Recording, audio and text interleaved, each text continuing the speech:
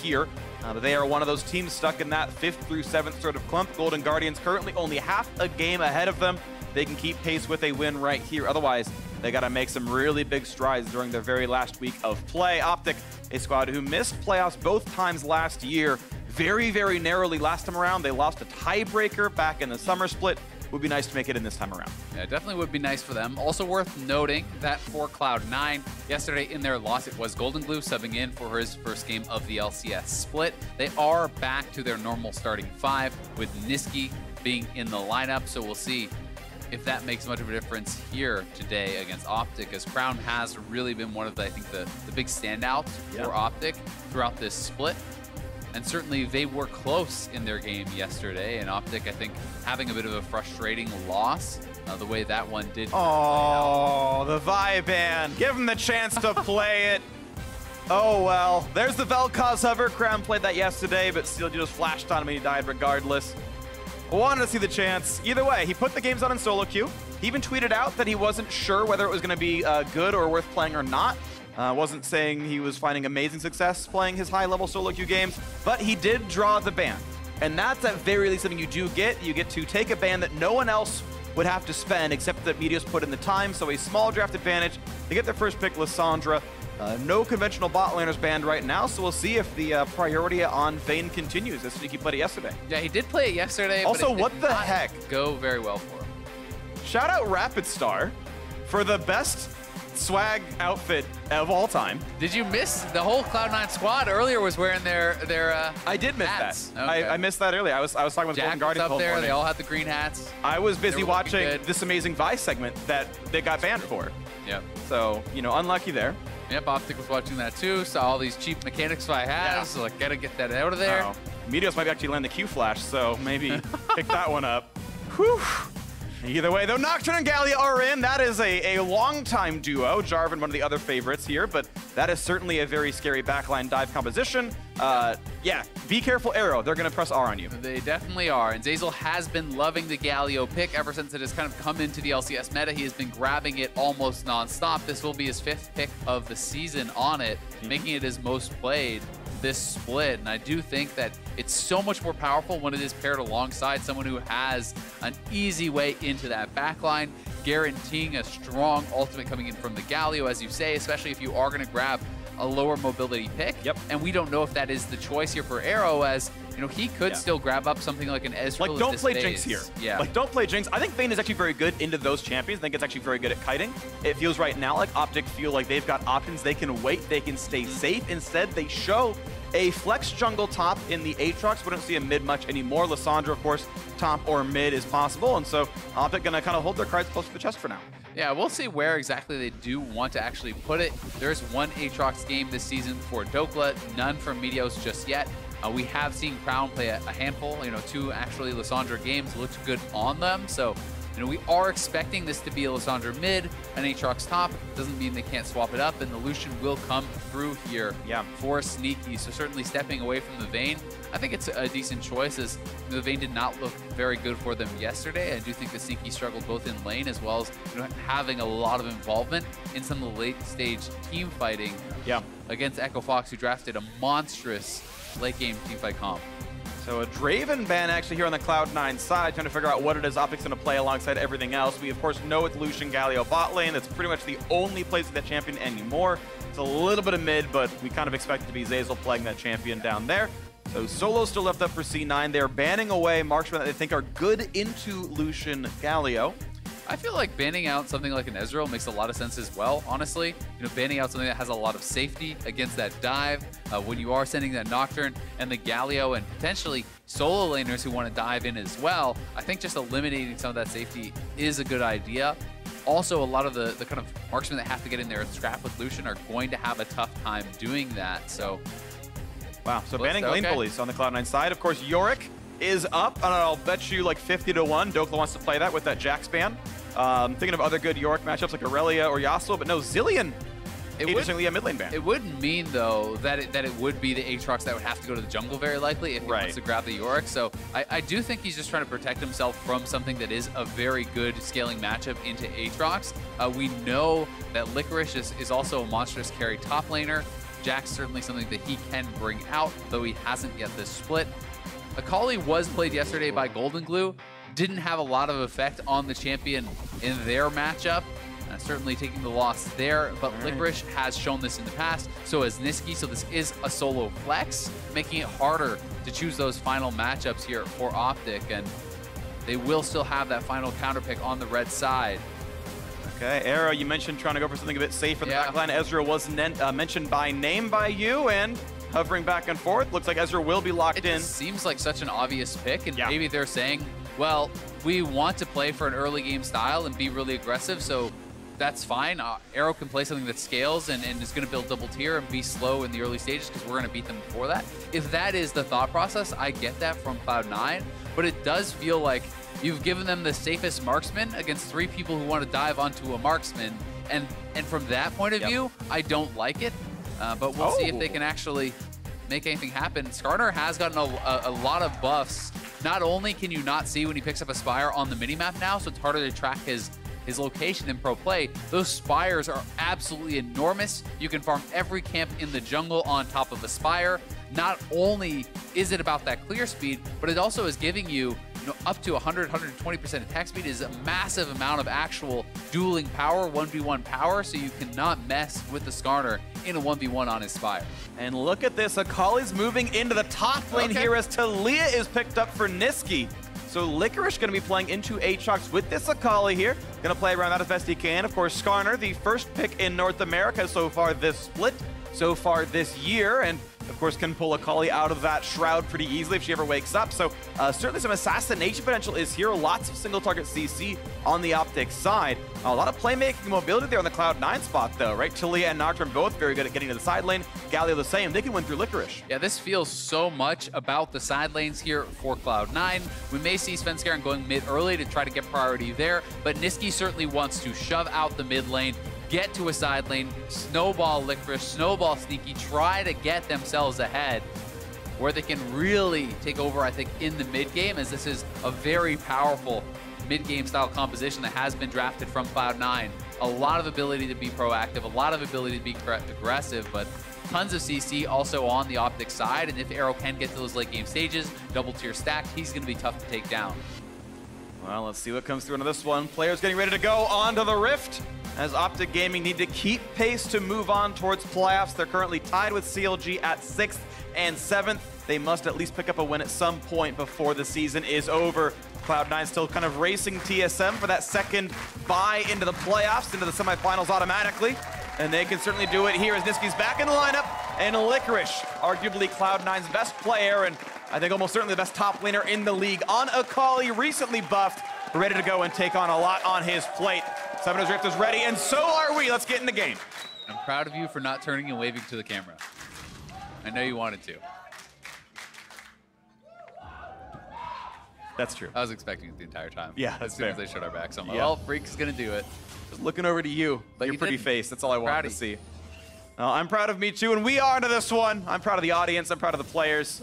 Everyone here is perfect. Also, it was Freak's birthday yesterday. Be sure to wish true. Freak a happy birthday if you see him. I'm 32.303 now. All right, moving on. That's not even, there's another 0 in there. We're going to move forward in this one as... Math's supposed to be your thing. Yeah, no, not I'm no longer anymore. proud of you. My brain is decaying rapidly. All right, well, spoiler alert, we've got a sideline report with Pastry and Reaper. Take it away. Thank you very much, Freak Reapid. After yesterday's loss to Echo Fox, I have to ask, obviously that was tough, but what adjustments did you and the team make today to make sure that doesn't happen? You know, we never able to, we don't want to get O2 weak, ever. So, you know, we put Niski and most comfortable roster. And also, we put some, like, new champions in this game, but it should be fine. We practice a lot, so we'll see. All right, well, best of luck today. Thank you again. Back to you guys for the cast. Makes a lot of sense. If you lose on Saturday, going back to comfort for Sunday, not only in roster, but he's saying, you know, in champion select as well. You know, very comfortable in these champions, have put in the practice. So now we'll see if that practice can translate into stage, because despite that loss yesterday, Cloud9 certainly has been looking very good throughout this split. They have kind of solidified their place as the second strongest team, at least in most people's minds. And Yeah. we'll see if they can actually maintain that going into these last weeks of the split. Well, as we saw, TSM looked really good yesterday, so that kind of is up for grabs, and it can still be passed up, but you're seeing, yes, they're saying, okay, let's go back to the comfortable roster. Let's go make sure we claim that seed, and we'll see what happens, though, of course, as we move on to the semifinals later on in the split, because we know we'll see C9 at least in quarters. You expect TL to pick the not TSM part of that bracket, and that can get scary. There'll be a showdown maybe later on, but that's in a few weeks, and we'll get to that a little bit later on, and maybe even in St. Louis. Either way, early jungle pathing, and Meteo's grabbing the thing. A nice flay right there. Gets damage on a sneak. He's ignited as well. He'll survive it, but he does not have TP. He will have to slowly regen back up in this lane. Yeah, a bit of an uncharacteristic mistake there. I mean, Cloud9 not fully backing off when they were not going to be the first to level 2, so OpTic hit level 2 first. They just straight up walk up, hook Sneaky, and get a lot of his health down there. We'll see if he can maintain him. If you get hit after that potion being down, after getting that low, if you get hit by many Ezreal Qs, you can just be pushed out. So quick skirmish there over in that jungle. We saw that Nocturne went for red into Scuttle Crab onto his blue, and it's sort of similar here on the Skarner side with Chicken's red and that Scuttle, and spotted the Nocturne, so the junglers are known. This can make the top laners feel safe, as both junglers were known to be bot side. Now Skarner goes the other half of the jungle, is leaving Krugs up, though those could have been cleared with that Spire, instead of clearing the left side of the jungle first. Yeah, and it's going to be really interesting to see how these two guys do navigate that top lane. OpTic certainly has not been playing around Dokla at all, and Dokla is a guy who has been prone to making some mistakes, and certainly has been picked on in a number of matchups, partially due to the additional jungle pressure that these other teams are putting on him. Yep. But Licorice is a guy that if you give him a lead, he can take over a game, and he's playing a Kali, which is very high mobility. Trade in the mid lane goes on, but it's very high mobility. You have the tools to actually outplay this guy, to dodge out those Q knockups from Aatrox, and to really make it very difficult for Aatrox to kind of fight back. So we'll see these fights do come through. Keep in mind that, as you were mentioning, how little Dokla was getting. We knew earlier in the split he was the isolated deaths per game leader of the LCS, and now a gank in the mid side. Niski has to play around this well. There's the route into the cleanse. He's still running, but nice flash. That was a good timing. Gets away from the Meteor slow, but double summoners down. Niski will have to walk back to lane the slow way. Yeah, still great gank, honestly, from Meteos. He didn't expend anything. No summoners from them, no Predator, nothing at all. And now it's up to the top side. Dokla here. I think he's dead. There's no way out of this one. Skarner spotted. Fear Tether's in well range. The flash wouldn't matter. Gets the E, gets the auto attack. First blood comes through top lane. Quick as you like. Yep, pressure up to that top side. Dokla trying to reset this wave. He was shoved in, but Sneaky's now hooked. He's got a tank in the front of him. He's going to be okay for this one. Nice damage, but it's not with Big and turret range. Big. Oh, he's ignited, though. Big damage on him. He's going to survive it, but this might be a forced recall. Yeah, going to be likely sent back to base. Does have a potion running, so they're staying around for now to at least try to reset, but Dokla punished very heavily there, trying to shove in the wave, trying to bounce it off the turret and reset it. Is up here, trying to get those last couple minions down. But yeah, I mean, Svenskeren spotted, but if you're that far up, you can't actually escape once you're seeing the jungler in that position. And I think intelligently he did not flash. You can see Svenskeren was running ahead of him, so he would get the Fear Tether still, even if his opponent flashed. And now a chase down towards Svenskeren. Has that spell shield on. Good lantern as Big has already roamed around. Yeah, very well timed spell shield there from Svenskeren to try to actually block the stun coming through from Meteos. So holding on to that, and when he sees Niski coming over to match, they know they have to back out. Okay, nice attempt on the CC. Big predicting a juke, and it looks like Niski was doing the same, but a walk in a straight line made them both feel pretty safe, as that Scuttle will be picked up and go to Cloud9's side. Overall, this game, they'll still only 300, actually now 100 gold apart, despite the fact that First Blood is worth 600 over in that top lane. So good farming so far overall. And a nice hook there as well, as Zeyzal is just regenning back up. And largely in part due to this bottom lane, and that level 2 hook that was put on Sneaky meant that C9 had to play it pretty defensively. I do not consider Galio to be a very strong laning support, and that one mistake at level 1 meant that they were pretty far on the back foot. Sneaky sitting down 16 CS. Yes, there is more to grab here for him, but certainly not the position you were hoping to be in, picking Lucian in this 2v2. Yeah, absolutely the case. You do expect a bully, and that's not happening right now. Currently, Cloud9 also down that one summoner spells. They burn the Ignite and the All-In. Now Licorice not going to get pulled back in, but Crown's around. And keep in mind that W is on cooldown, so how much is going to play around this? A flash into the ult, into a lot of damage, and Licorice's flash into ult means nothing. Crown deals the lethal damage and picks one up in the top lane. Yeah, Licorice a little bit slow to respond there. He actually hesitated and went back into the Shroud. I think he might have been able to get out had he immediately run for it. Instead, he's actually going to get killed off, and not only does he die, it's after he had already TP'd back. So unlike Dokla, he does not have that summoner to get back to lane and pick up that experience, so he will fall behind here. And that's actually a fairly important punish to put Dokla back on equal footing. Both top laners only got the assists on those kills. Actual goal between the players, almost identical. It's literally 7 apart. So here's this one more time. They're actually anticipating the TP coming in. They see that the wave is pushing, so Licorice, again, this is the opposite situation. He's trying to shove it into the wave and get it reset. And now he sees Crown, just now, I guess. So I'm not sure if he actually had vision early enough to ever be able to get out. It's hard to really tell, but either way, it is a trade of flashes and ultimates, and he still goes down. So Licorice, not going to be too happy about that one. Plus, when the wave bounces, it means it's going to be pushing towards your opponent. You are again vulnerable to a gank. A little bit of wave clear out of Arrow, and yeah, Licorice did his best he could to play around it. His first E was mid-combat. He used his first ultimate when he saw the Lissandra to try to flash ult away, but the last little bit of damage came through. Either way, it was a good play from Crown. A really nice roam up to that top side, and they knew with the wave positioning that he had to TP back to that wave to fix it. Yep. And that puts you in a very vulnerable spot as a top laner, where you either have to make the decision to give up a lot of experience and gold, or to have your jungler or someone up there protecting you, and neither of those decisions happen, so he does end up going down. A bit of damage here on this side is Niski just going to get the wave clear off, and these mid laners very, very close in farm. Crown overall slightly ahead, and some of that, of course, is the pressure on Niski from earlier.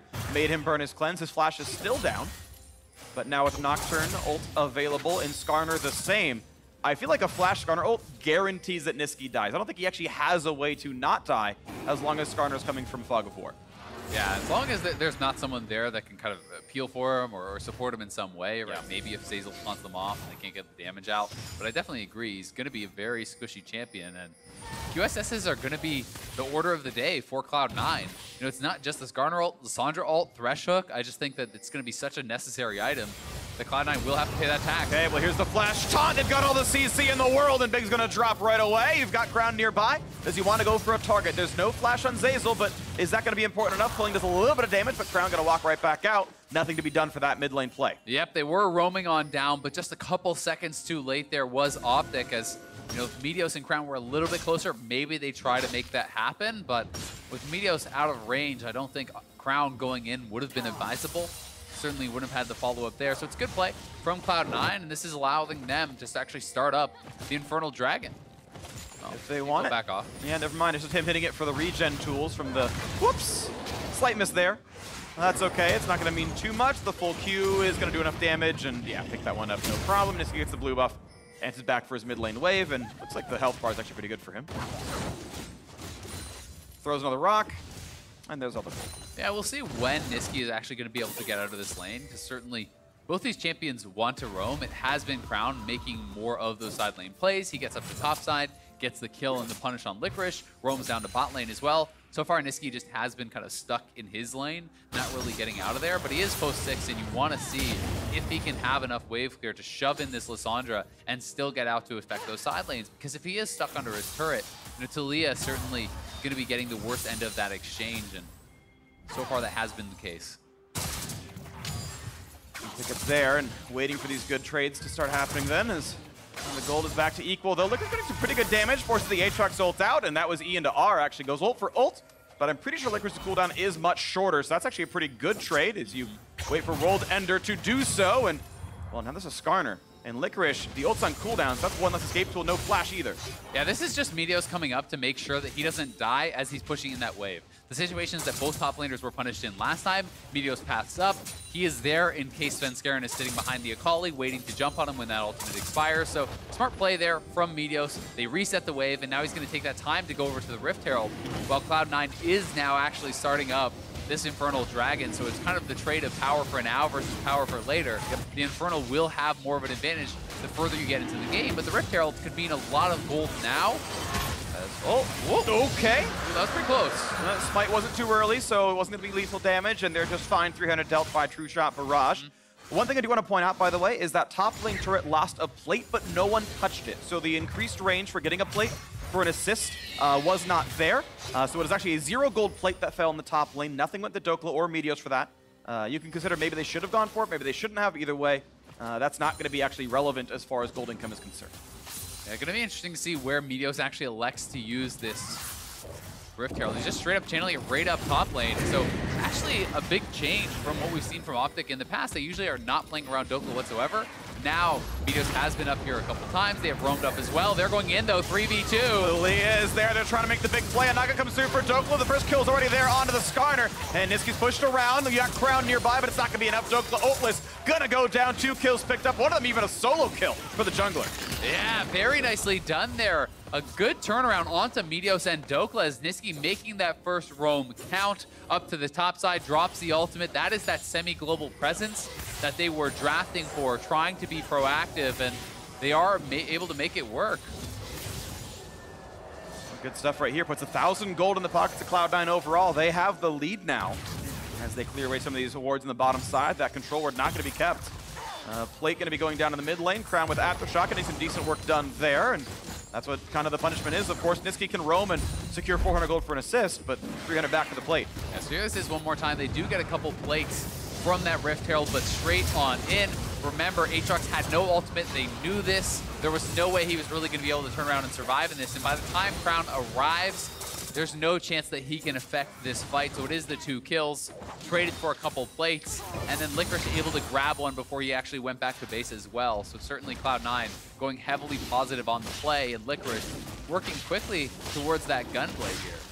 Yeah, he's really scaling up nicely. Sorkshi's, of course, already done as well. Kind of needs that turn from Skarner. I think it's very correct to rush tier 2 boots against that champion. We have them from the jungler and mid laner here as well as we wait for Sneaky to keep scaling up. There's a pull back on a Crown, and if he doesn't trigger Aftershock, that's good damage that can come through from that to Leah. Also gets a ward. Worth noting, Svenskeren having his ult almost back up, and Galio is post 6, so they can look for that combination. You drop the Nocturne ultimate, Galio uses the heroic entrance, lands on in there, and that is very, very powerful engage.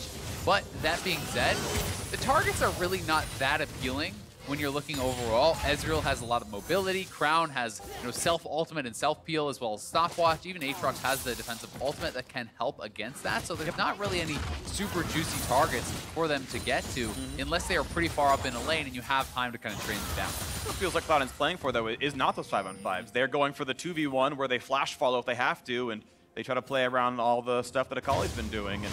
And with the 1-1-1 scoreline, the overall gold actually advantage 900 up right now for Licorice. So despite the fact that OpTic have been putting some time towards Dokla, it's been answered so regularly. You can see now on that scoreboard, yeah, it's a pretty significant difference.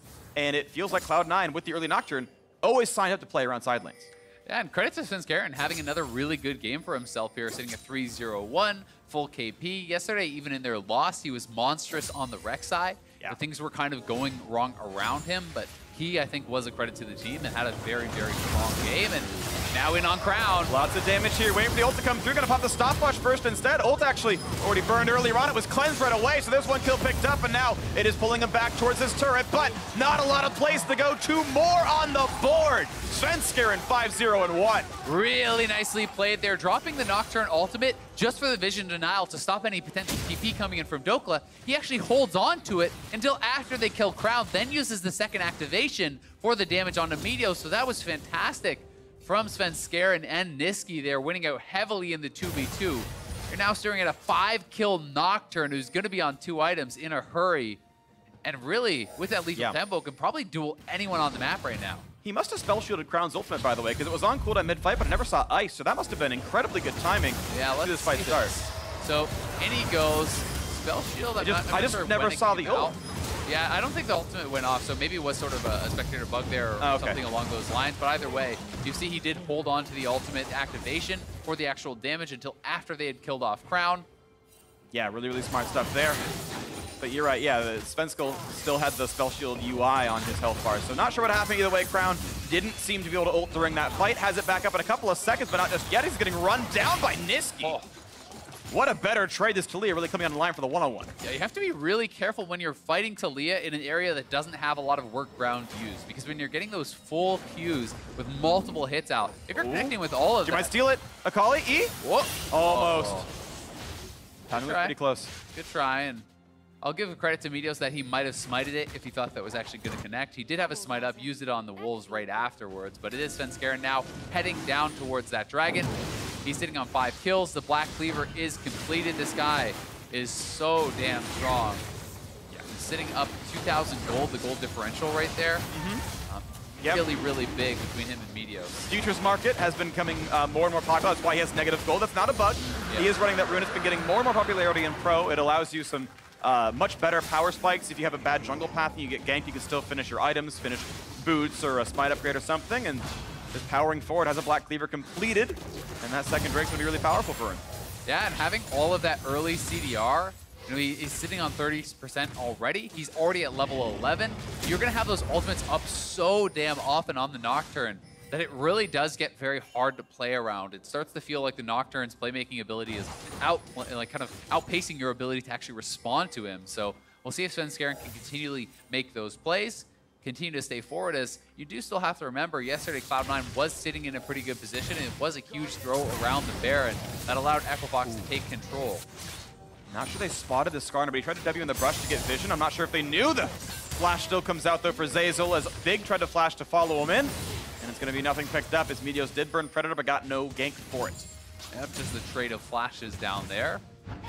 Sneaky closing that farm gap, certainly, and has picked up the QSS. Paying that tax early on, I think, is smart when there's so much CC on this other team. But Nocturne ulti popped. Fear popped in, gonna glance him right back out. They've instead turned back around towards Crown, who self-ults, but does not yet have a zone. As they look for the re-engage, the health bar is low. Svenskeren gets the flash kill, but he's been pulled right back into the turret. The shot's coming in, but not killing him just yet. Almost! Ezreal gets him. He's gonna walk away. Looking out, Meteos, very low health bar, gonna stay alive as well. Still the 1-for-0 as Licorice has joined this fight as well. The turret has been dropped down on the top side, it looks like, and not gonna pick back Arrow just yet. The 1-for-0 still remains the score line as Svenskeren got his 6th kill of the game. Yeah, so close to actually getting that huge bounty over onto Svenskeren, not quite able to finish off that kill.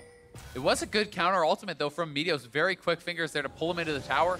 Not quite in range for that second turret shot that would have killed him. And the Ezreal just not having enough damage as well. Would have been a big shutdown for OpTic, but they're not able to get it, and Svenskeren, this rampage continues. So here's his one more time. Svenskeren sitting on the pink, they see Meteos coming in, ultimate pop, denying some of that ability for them to respond quickly, and then just, again, using the initial ultimate for the vision denial, and then the second part of it for the activation, for the damage on a separate target. Flashes in, Meteos quick with that ultimate, but not enough damage to take down Svenskeren. He gets out barely, Sneaky even coming in for the heal, and Meteos having to flash out as a result. That was TP down also for Dokla there. QSS still up for the Lucian, even though he's summonerless off that play. Still gonna make him a hard target to kill, and the ward comes down, but no recall stopped. Tried to face check to jump over the wall. That's a Dyrus special, but he tried. Either way, mid lane still getting pushed in. Crown forced to wave clear against this Talia, who feels pretty comfortable. Yep. Has gone Hextech GLP, want to point that out, so a big slow, and it really makes it really easy to land your knockback, the seismic shove. If you hit that button first, they can't run away. They've got to use a blink to get out of that. Yep, also a nice little bit of wave clear in addition to Talia's already very strong kit there, so we'll see just how effective he can be. So far, it has really just been the one roam that he has pulled off, but Cloud9 are feeling they're really pushing the pace. They're starting to get in the face of their opponents, moving up their vision, trying to take away more of these jungle camps, and they are preparing potentially for this second Infernal. A lot of damage being built up on their team. Anytime you have a DPS jungler, you're going to feel that much better about grabbing those Infernals, as it is 4 targets effectively. Yep, getting use out of that. Cloud9 to kind of tabulate where their leads are, because they're up just under 4,000 gold. It is all in jungle and top. And as we know, and we've talked about a couple of times, they're trying to play very much split push focused, very much pick focused of getting onto those single targets and killing them off. The team fighters, the raw team fighters, are actually behind OpTic in gold right now. So based on how the game is played out, if Nocturne does not one-shot somebody or they can kill Svenskeren, that is the gold lead evaporated on that champion. So watch out for the individual performances of those two assassins. And they are going to have to be really cognizant of the fact that Arrow is going to be so difficult to take down in these team fights. He's already fully stacked one of his tiers. He is working on the second, you know, just kind of starting that off. And when you get to that Seraph's complete, Ezreal just becomes so hard to ever take down. You have self-heal, you have slow, as well as the armor from the Iceborne, and then the shielding being added in from Seraph just makes you a monster. That was actually the dash now used after he used as a wave. Meteos. It's coming, and Meteos does not have flash, but he can keep trying to run Galley to help peel for a little bit of time. They do stop Meteos for a few seconds. The taunt keeps them from running him away, but we've still got Lissandra for the burst. He's trying to stay alive. The shutdown comes through on Illusion. Now watch the backline here. He's feared. He's gonna drop a kill. Svenskaren's godlike. Another picked up now for the Talia. Zazel finds the taunt, finds the knockup, and Crown will lose his hat as another kill comes through. Looks like advantage has come through to Cloud9. They've picked up several kills, 3-1 in that team fight. Yeah, so many members collapsing there from Cloud9. It looked like Sneaky was caught out, was gonna go down, but Galio ult comes through. Niski ulting in on the Talia, Nocturne flying in. All three of those members answering the call to defend their AD carry, and at the same time, Licorice shoving out bot, getting more of an edge there, and now gonna fight up against Okla. This 1v1 should be effortlessly easy. He's gonna pop the ult, almost. One more shot. He's gonna wait it out and then go for the dive. He should have ult charges, but Big's nearby. Will he still try? One more second. Oh. He went too early. A half second away from getting that solo kill. Yeah, that was almost so sick. I think his second charge's ultimate might have been expiring, which caused him to try to go over the wall. Maybe he still could have held on to the Q. Either way, he certainly played the 1v1 well, and it is Cloud9 first over to that dragon. Meteos could try to check, but they have no vision on this, and it's not going to be there in time, even if he were to head over. So a second Infernal going into the pockets of Cloud9. Gonna make it even harder to deal with these guys. So here it is one more time. Crown setting up the trap, lands the Q into the ultimate. Q to follow up does miss as Sneaky had the early QSS. Meteos, though, with the Predator looking to follow, just barely able to catch up and actually get that ultimate onto Sneaky as Zazel comes through. But then here comes the cavalry. Niski arriving, Svenskeren ulting in, and they're able to burst down Big and separate Arrow from the rest of his team, pushing him out of the fight as Svenskeren walks forward, then comes back, buying time for them to finish off that second kill. Ends up being more of a gold lead as it keeps stretching, and the money's coming to a couple of other people as well. Of course, that's being spread out a little bit, so the team fighters powering up as time moves on. We've got Merlin Amokon now completed here for Niski as well, as he's individually in a much better spot. Now a gold lead over Crown by about 100. And there is no TP on Dokla. It's about to come up, but Licorice is just shoving up the bot lane. You can actually see him down here in that bottom lane working on this tower. Well, it's 5 members of OpTic that were worried about a potential Baron take, so they roamed everyone up. Now Dokla is going to head back down, but we've seen he has no priority in that 1v1, so it's a tough situation for them. And Cloud9 does have a lot of strong members, but for OpTic, they're going to be looking towards this 3-member top side of the map, trying to cash in on those bounties. A lot of gold for the taking there, 2,000 gold between those 3 bounties that they could grab to potentially swing this back to a little bit closer to parity. Yeah, 1,100 in bonus gold, 900 for the kills. We'll see what they can pick up. If a turnaround can happen, Spike goes to the Svenskeren. Nicely done there, picked up cleanly, and still sitting up around this Baron. C9 have been one of the absolutely most vicious teams in North America. It feels like their playbook for playing Baron is really good. They know how to run it. They've exercised it well.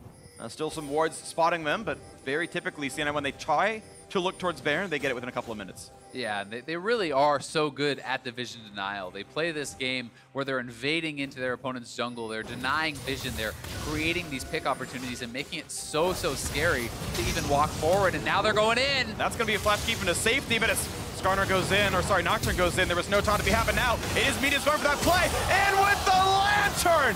What a pick up there for OpTic. That's what they were looking for the whole time, and they finally get it. Niski's gone. 5v4, it's now the chase. OpTic looking for the play. Crown has his full kit available. What can he find? Sneaky gets the dash, and they don't yet get any kills. And Svenskeren, though, no flash, no ult, even Smite is down. They don't go for Baron, instead they go for mid lane. Was a big shutdown, though, onto Niski, and they will be able to take this turret. You can see Licorice quickly recalled, wanted to be in the area in case the opponents did start off that Baron. Instead, they are just pressuring onto this mid lane, trying to get some vision back, and they have at least reestablished some vision in the area. They have a couple wards down that will allow them to actually get forward and clear out this pink here too, very likely. So OpTic reestablishing some control, and here it is one more time. They make the call to go in on Big, but Big is actually able to flash out before the taunt lands and before Svenskeren comes through, so they have to get out of there immediately, and then Meteos flashing in, gets Niski, takes the Lantern, pulling Niski to his doom. The chase continued, but did not result in any more kills. 150 bonus gold going over to Arrow, the mid lane turret falling as well for 500 on top across the team. And the game now only 500 apart. sorry, 5,000 apart. It's still quite large, don't get me wrong, but that lead is still just on that Licorice and Svenskeren top jungle combo, and they're single target champions. And you do also have to remember that the Infernal, double Infernal 26 minutes in is adding a lot more power that is not really shown as far as the gold totals there. So definitely a significant lead here for Cloud9. They have had to pay the QSS tax. 3 members do have that item, but it is going to shut down a lot of the easy pick potential that OpTic would otherwise have. So they're going to have to be tracking not only summoners, not only ultimates, but also the QSS cooldowns to commit to these fights. Absolutely the case, and those are pretty long cooldowns. They're certainly much longer than the Skarner ultimate is itself, as he's got a bit of CDR in this build. Kindle Gem plus the Knight's Vow built from the same. And we can see that tier stacking. It's past 500 mana now. It's not too long till Arrow has that Seraphs completed, as the Archangel's already done. Zazel looks for the front line, can't find it yet. And we've got just some time being bought. I think OpTic do want to wait till Seraphs is done. It's a big power spike. It's extra AP. Yeah, and he's going to be really hard to take down at that point with Seraph Shield plus Hex Drinker as well in the kit. Most of the people that would be diving onto him, there is a lot of magic damage potentially here from Licorice, from Zazel and Niski. Obviously, still have to be worried about the physical damage threat coming through from Svenskeren, but you know, with the shields as well as his mobility, should be able to stay safe in a lot of these fights. The question remains, though.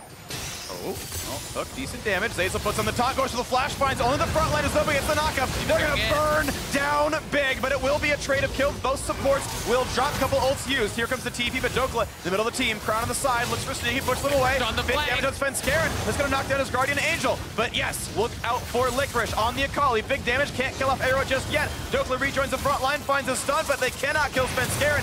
Meteos' days are numbered. Dokla low as well. Arrow finds some damage, 1 for 0. Oh, a trade back as well as Licorice finds his second. It is another team fight that Cloud9 wins. Long-term 3 for 1. Yeah, they get the 3 for 1. Crown almost able to take down both Licorice and Sneaky. He gets so many summoners, gets the QSS out of Sneaky there as well, but did not have the damage to finish off the kill. Very close to going 3 for 3, but it is Cloud9 with the edge again. You are starting to see, though, how difficult it is to take down Arrow and his effectiveness in these later stage team fights, as he was able to not only escape from Licorice, but then rejoin the fight again over the wall and almost turn it around. So here it is one more time. Zazel protecting this vision. They make the call to go for the fight. Flash forward. Arrow, though, very quick on the shift. That was critical. He does back out. They're able to finish off the first initial kill. And then Licorice sneaking down around the bottom of the fight as we have another engage. That is a fear, and that is a death right beyond it. Big picked up, no Urgot even needed. And looking at the Mountain Drake now alive. C9 can look for the 5v4 with many less tools to worry about. Meteos around, again, 5v4. Doka coming around the backline as well. No damage for True Shot Barrage. Yeah, and if OpTic walk in, Licorice is poised to come from behind in that brush. It's down to a steal, if anything. I don't think it's worth even attempting. They're going to drop the Nocturne ult just to secure it. We'll see if they actually elect to go in. They're going for Dokla. Grish finds a slow. They're going for the 2v1 right here. Well, they're just back up, but not in time. They find that kill already. In comes Galio, jumps right back out. Ult committed. And that is TP down from Crown as well now. So not only does Cloud9 have the power on the map, they have the TP advantage. They are heading to Baron. 5v4 right now as Big has just respawned, but it is a 5v3 on the map. At this moment, it's going to be up to Meteos to have some heroics here. We'll see if he can even get in. His flash will be back up in time for this one, but Sneaky plus Niski pushing him out for this one. Not finding the knockup just yet. Down to half HP. Once again, Akali is in, turns back invisible. Can they find this kill on the side as he builds some space and waits for the squad to come back around? Now in towards Big, finds a flay to push them backwards. Arrow gets some shots in as well. Licorice very, very low. Crown trying to find the re-engage. Nice self-ult gets the kill. That was actually perfect. Sneaky finds the re-engage for some damage, but he's back in fog of war. Control word help. Svenskeren is low. Can he find the shutdown? Flash the way, and the burn's not going to be enough. They kill 1 for 1, and that is Licorice dropped for only the Thresh kill. These fights are getting so damn close between these two teams. It feels like the game is sitting on a precipice here as Cloud9 still have a significant gold lead but are having more and more trouble in these fights. As OpTic are completing their items, they're on the Seraphs for the Ezreal. The Maw almost now completed. Let's watch this one more time as Crown getting the edge on Licorice in this 1v1. Remember, Licorice had to blow his QSS in the earlier fight, so taking a tremendous amount of burst now from Crown and fairly tanking himself. Uses his self-ultimate here to actually be able to take him out. Expires right there. Out of that ultimate. being able to take him down as the Zonias did expire, and Svenskeren so low. Arrow not able to hit this last Q that would have taken him down, surviving with that 1K shutdown still there to pick up. But C9 slink away and no significant advantage, even though they started that fight with one extra man on the map. 550 bonus gold went to Crown for shutting down Akali in that fight. And that's going to be a really important spike for him. You can see how much damage he dealt versus how much, well, Niski didn't really. 12.6K, once again, the gold lead for Crown individually in that matchup. And now OpTic, if they feel that they can win these 5v5s, they can be the ones to start up the objectives to force Cloud9's hand to come to them and try to utilize that as a way to force these team fights. But for now, it is C9 with TP advantage. None of the 3 teleports are available for OpTic. And you can see Licorice down in the bottom of the map, shoving up there, trying to actually draw members down and then potentially TP back to the rest of the team, or even go for some 1v1 pressure. Well, Licorice 3,000 individually up on Dokla, but all he got to do last fight was try to damage Crown and couldn't. Crown traded him back, now has a Death Cap complete, so that is a very scary team fighting Lissandra, who is yet to build a Zonias, and of course has sold that stopwatch by now. It was broken, not useful anymore. The things to watch out for is Licorice, level 17 to Dokla 16, like should find these side lane leads, but keep in mind, top lane true to his dead, unless he's willing to strike an inhibitor. He's not going to find objective advantages down there anymore. Yeah, there's not really any vision. If you actually take a look at the mini-map here, the bot side jungle, Cloud9 has no vision in that area. So it's very scary to actually push fully to the inhibitor tower and try to knock that down unless they have eyes on all the other members elsewhere on the map. And they're trying with Baron. There is a small window where TP is down for Dokla. It's still 30 seconds, and C9, if they're good, should know this number. So they can pull Akali in without Dokla there, take the 5v4 with the long walk back over, and you can see as he's back in the fog of war, there could be an Akali TP waiting or just simply running over. They're not burning that cooldown just yet, but they're allowing Dokla to walk over because they're not engaging on the fight. Crown not going to walk forward on that. Nice damage from Drop Rush. Svenskeren, keep in mind, he does have that 700 extra gold on the bounty. Skarner walking forward, not going to find that play just yet. Now there's the push in towards Crown, but they're not going to find that kill. He's fearing away. He's going to stay alive. Galio drops him, but finds no knockups. And what a kite back. OpTic burn out a lot of the ultimates and lose nothing for it. 4 ults burned by C9, nothing to show for that. Yeah, nothing at all. And OpTic now still sitting on those summoners, and a lot of the key ultimates still are available. Lissandra and Aatrox both still have theirs up. The TP advantage is now gone as Dokla's is off of cooldown. So certainly OpTic getting into a very good position for themselves. Cloud9 still have the ability to close out this game, but it's starting to feel more and more like the one yesterday, where they simply got themselves into a position where they could no longer team fight against Echo Fox, and as a result, they fell down. And so they've got to find the ways to not just team fight, but find the advantages elsewhere. A team with, of course, so many more wins in the standings, and yet having a hard time finding their way in. +5 matches here. They just haven't been able to get side lane advantages, though. Licorice, while he probably can win that 1v1, he's not able to find the time and the space to actually take that 1v1 and punish Dokla. Well, it feels like the advantages they got have already been cashed in anyway. As we mentioned, the 2 bot lane turrets are already gone. The Drakes, they've got 4 of those in a row. It's just not the end game ones, not the inhibitor turrets, not the Baron. Those have been answered. They really do need that Baron. That is what they really have been working towards. If they can get that, they can still close out this game. But if OpTic can continue to stall them out at the Baron and Cloud9 can never kind of get that death blow, the longer you allow them to hang around in this game, the harder it's going to get. You have the full Maw completed now for Arrow. He's also on a stopwatch on top of Seraphs, on top of the magic damage shield, as well as a short cooldown dash and his flash being available. He's going to be almost impossible to take out. And right now, Akali's Shroud is back on cooldowns. That is a window that can also be used as Crown might have even gone for that duel. There's a possibility that it works through the Zonias, but QSS, of course, makes that hard as well as you keep waiting. But Licorice is sitting here in mid lane. This is, again, not a team fight comp, but they're sitting there for the 5-on-5 taunt, looking for the flash. Oh, what a dodge! Dokla jumps away in time, not caught out there by Zazel. That is flashed down. Looking again, not again towards Licorice. They have the option, they don't go for it. Now you got Skarner, finds the pull, once again in the front line, looking for Zazel. He's very tanky. He's a stopwatch as well. Now into the back line, Licorice trying to find the assassinations, can't get it just yet, still dancing around, burning the ult a little bit, but Arrow staying alive. They're sneaking, picking up 1 kill on the Crown. That is huge. That is a shutdown. Now Dokla loses the Guardian Angel. His ult just barely timed out, and they're gonna find that second kill. They find the 5-on-5. Cloud9 found the flank kill. They got the pickup on Crown. They got Dokla afterwards. Finally able to get that fight. They couldn't take down Arrow, but Svenskeren and Licorice putting so much pressure on him, it meant everyone from OpTic had to peel back, and they were able to buy the time for their carries to get those kills. Now it is C9 onto the Baron. Oh, and Licorice buys so much Meteos space. does have before. flash. Can he get in? He's invisible. The health bar's too low, too quickly, and that's not going to be a pickup there. What damage! Goddess with the blade. Akali picks up one already, and now looking for Arrow. Guardian Angel certain to be popped, chasing him down. They're going to get kill on everything. Skarner as well. They will pick off all of them. No way out for Arrow. Cut down right there. Extra gold to Niski, and C9 finally got the fight they wanted. And that is the straw that broke the camel's back. Cloud9 finally able to find the edge they need. They get the Baron. It's 40 seconds on Arrow here, 30 on Meteos. They could potentially just keep pushing, try to even get Nexus turrets or end the game, as it is just Crown and Dokla up right now. 10 seconds till Big is up.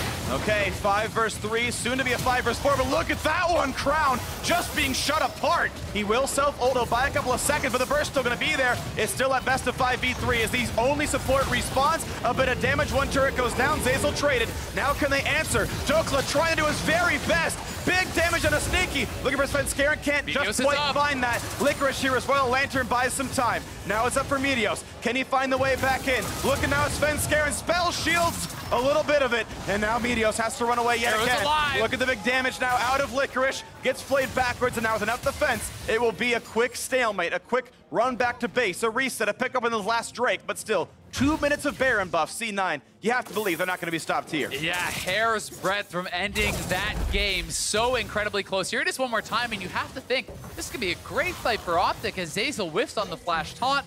Then they get the Skarner plus Thresh combo, pulling him into the team, executed to perfection. He goes down in a hurry, but he does get a taunt off. Then the stopwatch, he's able to survive for a long time.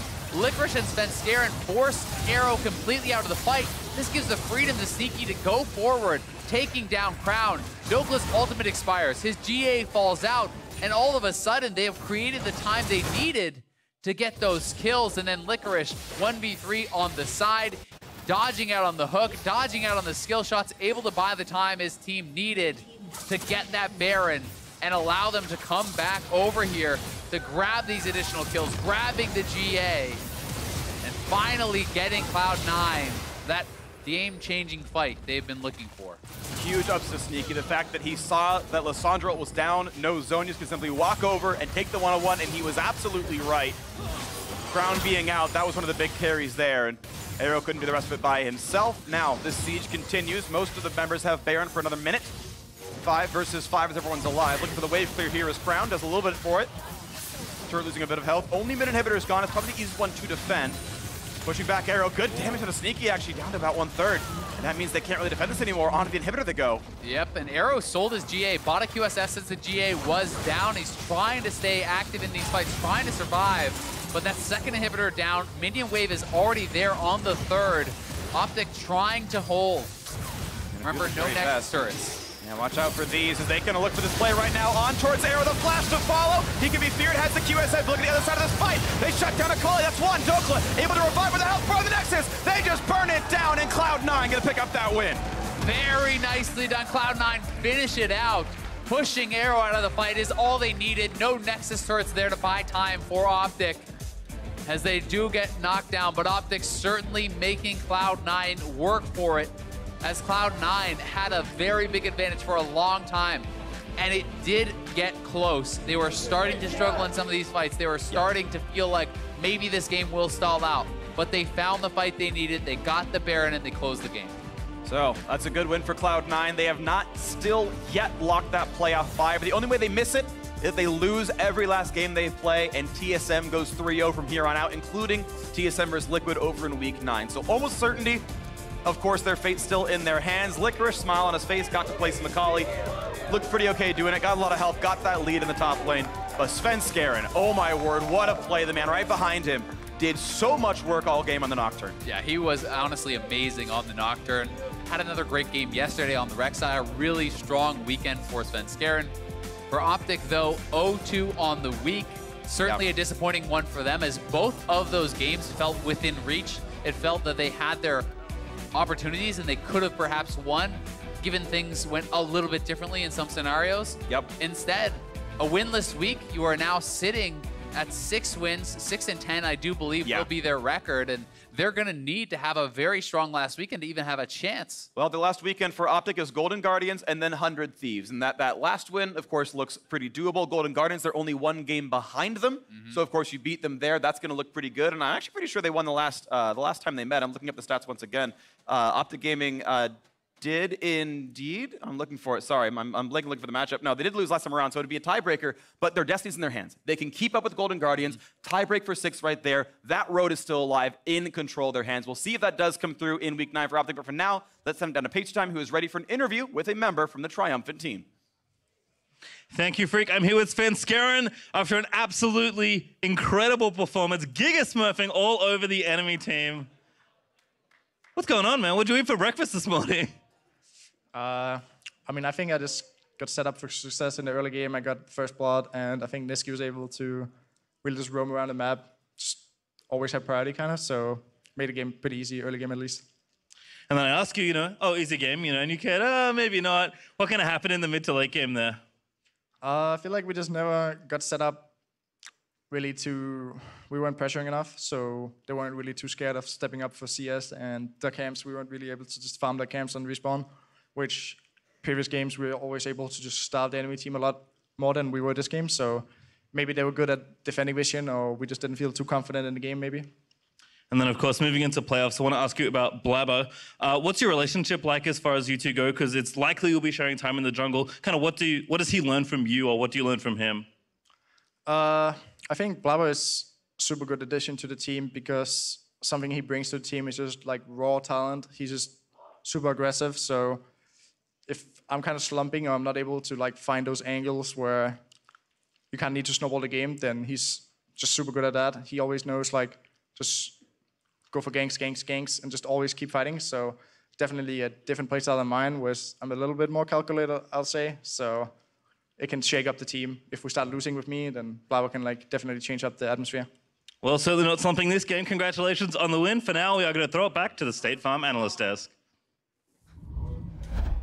Thank you very much. Pace your time. But what about the answer to the first question? Right? What did he eat for breakfast? I think we could tell he's eating gum right now, right? You think he's been chewing on that same piece of gum since he woke up this morning?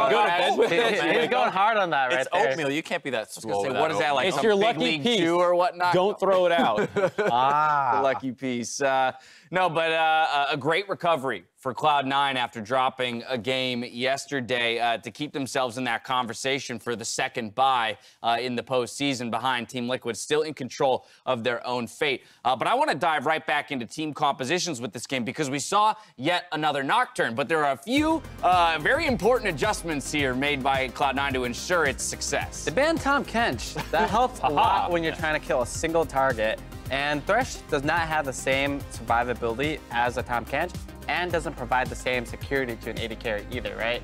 In the other side, for OpTic, though, the Tahm Kench is banned, so you can go with champions like Lissandra and Skarner, but on the same team, it's too much. It's bad. I'm just saying it's bad because the QSS itemization is way too effective. You saw 4 members of Cloud9 buy QSS, and now Skarner and Lissandra are just left with their pants up thinking, how do we do this? How do we engage? Do we have to stagger these abilities together? It's too difficult. Imagine how beautiful that would have been with an Orianna. You get the shockwave as well, with a Skarner flashing in, a protection help him out, a little bit more synergy, and you nullify the QSS value. The other thing they did really smart in that draft was they saw the Thresh pick taken, but they didn't take a marksman with it. So on the last part of the first phase, C9 grabbed Lucian and then double banned the 2 champions that are the other aggressive playmakers in the early game in Draven and Kalista. So you have this Thresh stranded without an aggressive ally in the lane. They take Ezreal, which it's like, yeah, it's still a relatively strong lane, but it's not this snowball dive comp that they really were building their team comp to do when you have a Skarner, Lissandra, and Aatrox. And of course, if we dive into the early reel or early plays of the game, it was all about Sven Skaren getting off to a huge start